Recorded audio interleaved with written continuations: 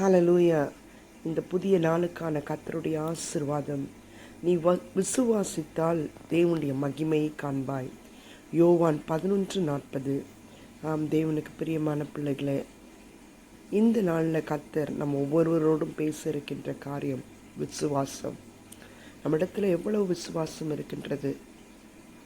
தேவனிடத்திலிருந்து ஆசீர்வாதத்தையும் கிருபையும் அனுக்கிரகத்தையும் நான் பெற்றுக்கொள்ளுவேன் என்ற விசுவாசம் இருக்கின்றதா? நாம் இருக்கின்ற நிலைமையில் இருந்து அடுத்த முன்னேற்றத்திற்கு நான் செல்வேன் என்ற விசுவாசம் இருக்கின்றதா? இந்த புதிய ஆண்டில் நான் கர்த்தருக்காக பெரிய காரியங்களை செய்வேன் என்ற விசுவாசம் இருக்கின்றதா? கர்த்தருக்கு சாட்சியாய் வாழ்கின்ற வருடமாய் இது இருக்கும் என்று விசுவாசம் இருக்கின்றதா? அன்று ஆபிரகாம் தன்னுடைய நிலைமை ஒன்றுமில்லாமல் செத்ததாய் இருக்கும் பொழுது இந்த தேவனை விசுவாசித்தார்.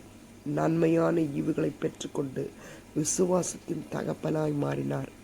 நாமும் இந்த புதிய வருடத்தில் புதிய கிருபைகளை பெற்றுக்கொள்ள இந்த கிருபையின் ஆண்டை நாம் இன்னும் அதிகமாய் ஆசீர்வாதத்துக்குள் நடத்த நம்முடைய விசுவாசத்தை பெருக்கும்படியாக கர்த்தரிடத்தில் வேண்டிக் கொள்வோம்.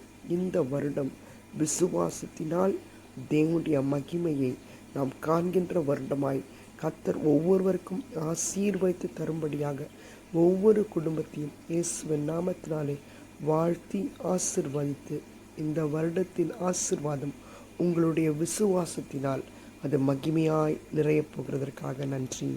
Amen. God bless you.